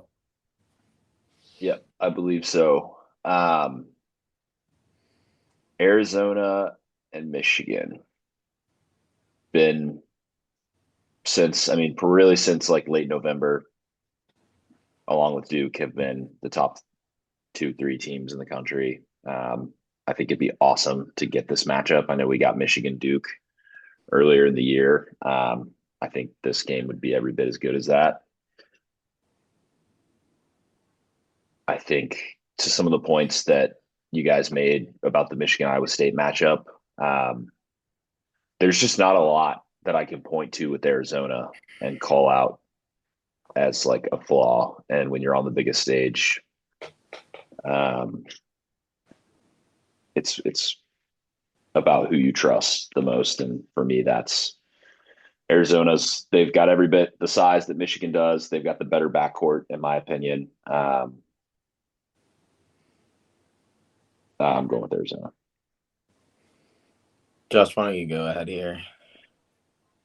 Yeah, I think Arizona as well. Um, they've really impressed me the past few months, and Michigan has impressed me all season as well, but have have shown to be a little bit vulnerable recently. Not really winning it in as dominant fashion as they were at the beginning of the year, which obviously that was kind of a ridiculous pace that they started off on. But have shown some weaknesses, and Payton, that was a good call out earlier on Arizona about the defense that their guards play. So I think that this will be a good matchup for Arizona against Michigan, and likewise for Michigan against Arizona. I think these two teams match up really well against each other, and it'll be a great game if we do get it. And I will take Arizona in a close one. I would take Arizona as well. Again, not really that it matters. I think Michigan's lack of guards. I think this is the first time all tournament and maybe all season that their number one gigantic mismatch being Mara's size. He gets met with Krivas. I think he gets a little nullified there. I also think that Arizona can then throw Awaka and Koa at Yaxel. I think that's a tough Yeah. matchup. And so if you neutralize those bigs for Michigan, then you got Elliott Cadeau versus I don't care. Yeah. I would take Arizona there. I think they're top to bottom at this point with Kaysen being out. I think they're the better team. Natty. Arizona Duke. You know, I was thinking all of probably up to February, maybe all February and up to March. I was thinking Duke's gonna be my national championship pick this year. But recently I've been impressed by Arizona. And they kind of won me over during the Big 12 tournament. So I think in my bracket, this will probably be this might be my Final Four, honestly, in my bracket. We'll see. But Yeah. this will definitely be my national championship matchup, I think, in my bracket. And I would I think I'm gonna take Arizona, for all the reasons I've mentioned the past 5 times I've talked about them. I like Duke here. I think Shire gets it done, cements himself as he already hasn't as one of the most elite coaches right now. I think it'll play points too if they like wheel Caleb Foster out in a wheelchair and sit him courtside. I think that will swing some mojo for him. I will say I worry about Duke doesn't play a lot of them, but when they're in close games, they've lost. And this game is who I would have as my championship matchup. I think in my bracket, and it will be a close game. I'm gonna lean Duke here. I'm gonna have Boozer to will them to a championship. All right, Hunter, who are we taking winner bracket? To be fair about that point, Duke has only lost 2 games 2 games, Yeah. yeah. all year. Um, so yeah, I think my Final Four is going to look fairly similar to this. Um, and Josh, to the exact point that you made, I think I was, January and parts of February, I was kind of more, Duke or Michigan, Duke or Michigan. Um, but I really like Arizona. I think they've got a little bit of everything. I think I like Bradley and Burries as a backcourt duo better than Boozer Foster or Cadeau and Gale or Burnett, whoever you want to throw in Don't there. forget Isaiah Evans. Mhm. Yeah, yeah. I guess I don't know why I consider him more of like Yeah, a he's wing. tall. Yeah. Yeah. But yes, absolutely. So for that reason, part of me for this bracket wants to go Duke because I think selfishly, I think I'm probably going to pick Arizona to win my Interesting. personal. Look at you, held in a lot of power. If it comes down to our three brackets versus yours, and Arizona is the one that separates it in the championship, well, I'll have to tip my cap. Does Duke the pick? Honestly, I really could go either way. But yeah, I'll say for the sake of this bracket, I will say Duke wins the national title, cuts down the nets in Indianapolis. John Shire wins his first of several, well, a few, somewhere between a few and several national titles. There Now, it is. most important question: how many total points will be scored in the championship game? I think, I could see it being like in the 60s. see, I was gonna say pretty high scoring. I'd say probably They're both like just upper set. I would say like 152 to 156, maybe. I guess not crazy high scoring, but definitely up there. Yeah, I was gonna go 148. And Hunter, you said like one in the 140s or 130s? Or you said 60s. So 120s yeah, and maybe we can go. in the We can go like 30s. let's say I'll just go right in the middle of where you guys were and say like 151. Or here, let's all pick a number we Yeah, can average it. 148. 140, I'll say 155. Do some quick math here. Yeah, Again, holding all the I would power. I would probably lean towards like 144, 145 ish. I think like low 70s maybe. Um,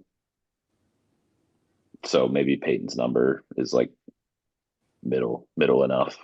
Would you say 148? Yeah. Yep, let's do it.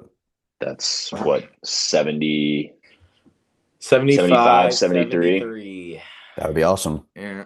76, 72. Yeah, I'm good with that. And it goes to 148. overtime at 67 to 67. All right. There we Well, go. That's the let me give us bracket. the Maybe the Nice. first in the group. I don't know. Hunter, you want to official screenshot that? ball up top. Yeah. Do that. We're gonna make you guys vomit with the amount that we repost this probably daily to join the league. Tell your mom, your dad, your friends, get them to Venmo Hunter Dash Thompson. I believe it's $25 an entry. Is that correct? Uh, I think it was a it's 20 it's on the in it's the on the league thing. I think it's 20. $20. And how are we doing the payouts for our?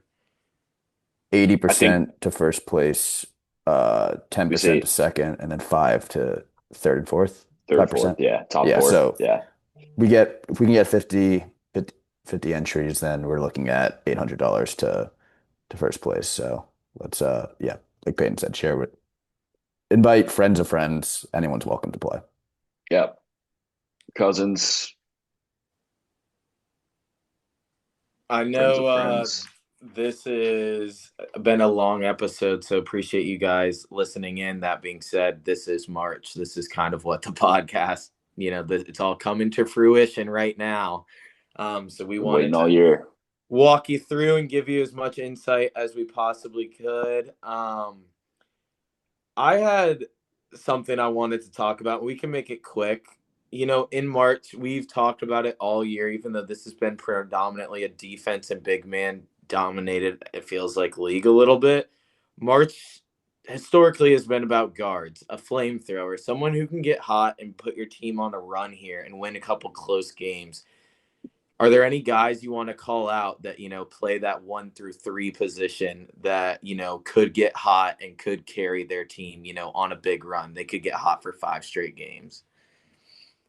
Yeah, I mean, we talked about it a little bit in our bracket. They're scheduled to play each other in the round of 32. I'm looking at Cuff on Arkansas and then Boyd on Wisconsin, who Payton, you and I were both talking about Boyd a decent amount throughout this tournament. I think both those guys have proven as they did in their respective conference tournaments that they can get hot, and also throughout the season that they can kind of carry their team when needed.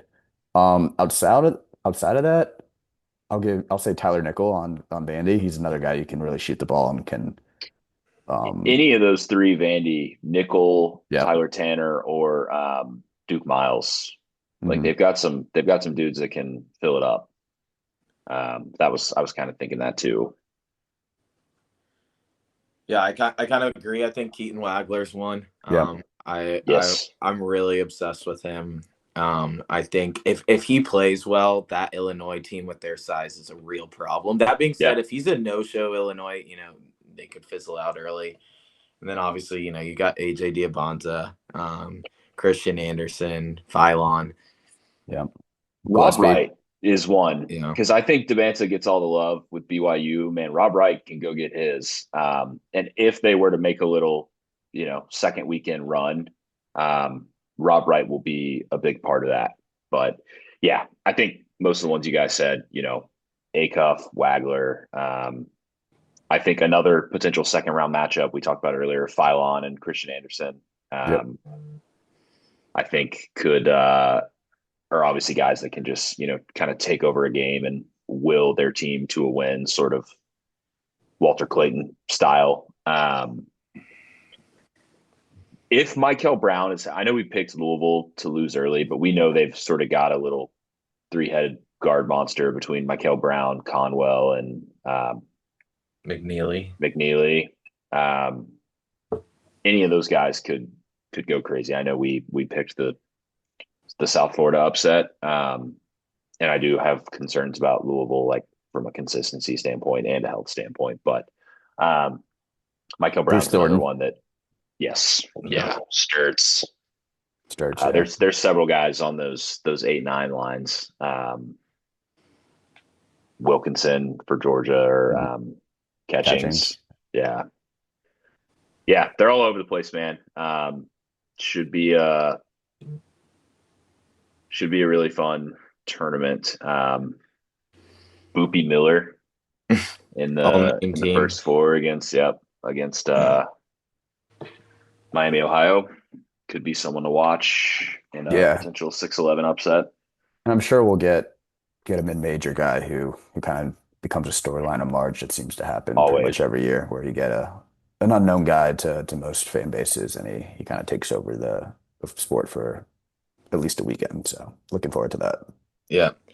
And I said I was going to do this, so I'm going to give it to the listeners if they care or not. I give them a little skin in the game. I have made a list of the top 4 seeds in each bracket. So 16 total teams. I was going to give one team that, cannot definitively win a national championship, and if not, I'll shave my head before our season-ending podcast.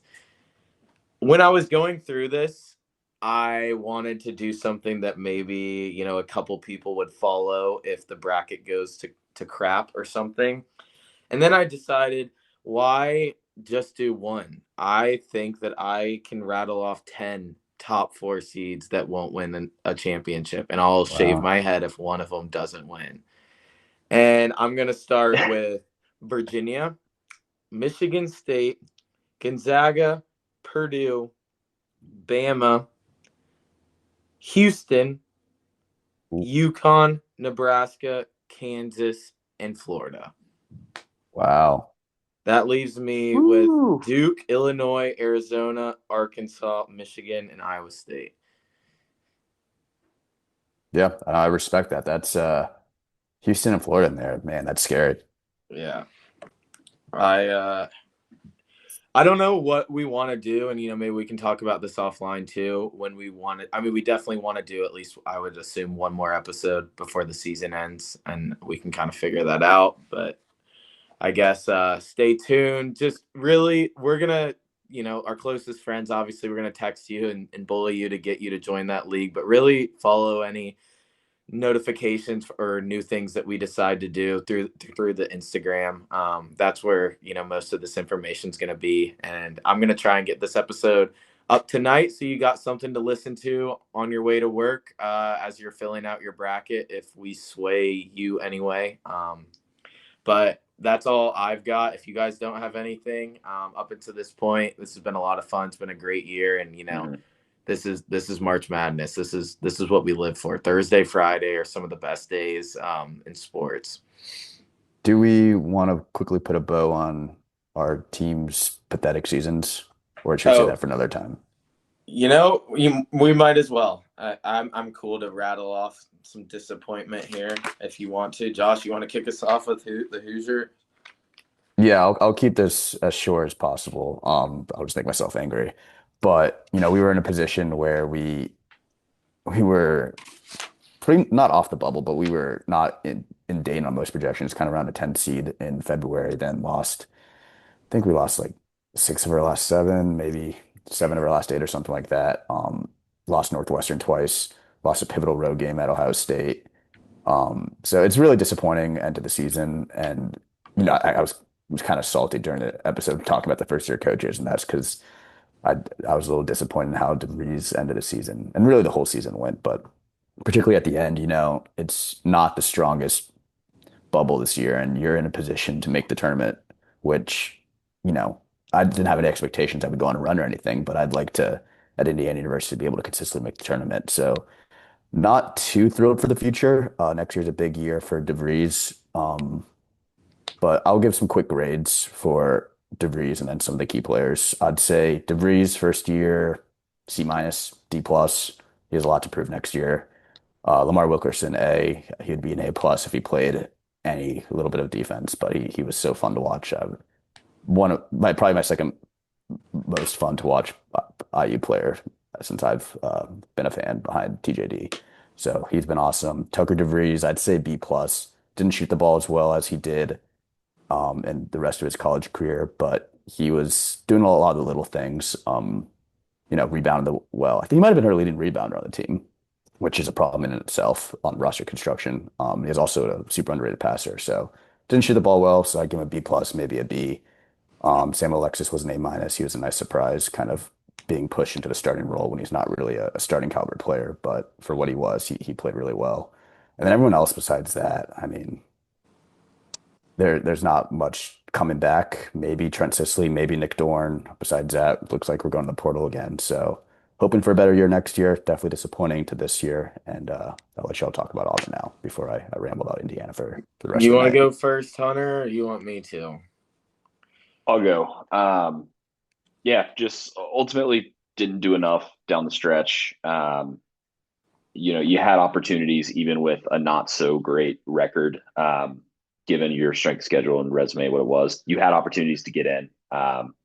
Plenty of games that should have been just take care of business down the stretch. The Ole Miss game at home is the one that really sticks out to me. And then, a loss at Mississippi State pretty late in the year. Josh Hubbard went absolutely nuclear, but had a lead late in that game and blew it. You can think back to earlier, and the Georgia game, the A&M game with the changed call there. But at the end of the day, whether you play a hard schedule or not, your job is to win games. And Auburn lost just about as many games as they won. And so for that reason, I was not surprised to see them left out. Pretty underwhelming first year for Stephen Pearl. I don't think we expected anything crazy, but I think Payton, we probably would have both said somewhere in kind of the mid seed range, maybe like 6 to 8. And had some really high moments beating Florida at Florida was great. Good wins against St. John's, NC State, who's a tournament team. But all in all, when it came down to it, just didn't win enough games. Didn't play. I don't really want to get all the way into, maybe Peyton, you will, like individuals and potential questionable character or drive or motivation or whatever it was, but just didn't feel like this team had a lot of fight when they needed it most. And I think that's what's the most frustrating. And some of that does come back to coaching. So we're going to have to reset the roster a little bit again. I think there honestly aren't that many guys on this team that I care that much about retaining. But you do have to have some level of continuity year over year. So it'll be interesting to see, can they get Todd Pettiford back? Did they bring back like a Kevin Overton? But Stephen Pearl absolutely has his work cut out for him and getting this roster to a place where Auburn can be back competitive like they were under his dad. So hate that it went the way it did. Hate that we just missed out, but ultimately did not deserve an at-large bid in the NCAA tournament. This team was terrible. Honestly, down the stretch, I did not enjoy watching these games. It was Personally, tough to watch at times. yeah, Just frustrating. I love Todd Pettiford, and it's easy to throw a lot of blame on him. He did a lot at times. Maybe it didn't. He turned the ball over more than I would have liked, but all in all, he's the same player to me as he was last year. He just had a lot less of a supporting cast. He was fed, for lack of better words, a shit sandwich as far as the promise that maybe he had been made to come back and play, and then all these top freshmen come in, and now he's not going to get drafted, Yeah. and he had to play with a losing team. I feel a little bad for him. I wouldn't be surprised if he enters the portal. I give him a B grade. Keyshawn Hall just gave up towards the end of the year. I think Steven, one thing that really bothered me is he drove a wedge between a lot of our players. And that's not to say that they didn't deserve it, but when you need to win big games, you need to play your best players. He comes off to me as a little bit egotistical at times. I would give him, I think this season went as poorly as it could. So by that standard, I would give Steven F minus. I'm remarkably worried about the future of Auburn basketball. I hope he retains his coaching staff, which is an underrated thing that we don't talk about. We have a very good system in place that Bruce hired, and I'm afraid that if Steven doesn't right the ship soon and these guys don't buy into whatever he's trying to do, there's going to be major ramifications and problems down the stretch. At the end of the day, winning home games against teams you should beat and winning games at the end of the season comes down a lot to coaching, and this team Yeah. got progressively worse as the season went on. I don't know. It's easy, I guess, to get emotional, and as you guys have listened, I jump on things pretty quickly, but I'm very worried about Steven and Auburn basketball right now. This season was, for lack of better words, a disaster. And with all the other coaches having great first year success with the resources that you have at Auburn, not being able to piece together a team to make March Madness, and honestly, not being able to get this team to March Madness is a failure on the Mm-hmm. coaching staff. Yeah, no doubt. Well said. All righty. Well, that was a long one, but that was Ball Up Top, episode 11. Again, please join our bracket league. Please send your Venmos to Hunter Thompson. Let's get this pot as big as possible and have one of you guys take home a nice little prize at the end of the season. But good luck to everyone in their teams. We'll, again, keep you updated with anything else that we do as far as the socials go. But stay tuned for probably one or two more episodes. Cool. This is why we do it, boys. Welcome Yep. to March. Best time of the year. Overanalyze every matchup. And most of all, just enjoy the games, relish in it goes by quick. Before you know it, it's beginning of April and we're staring down the Final Four.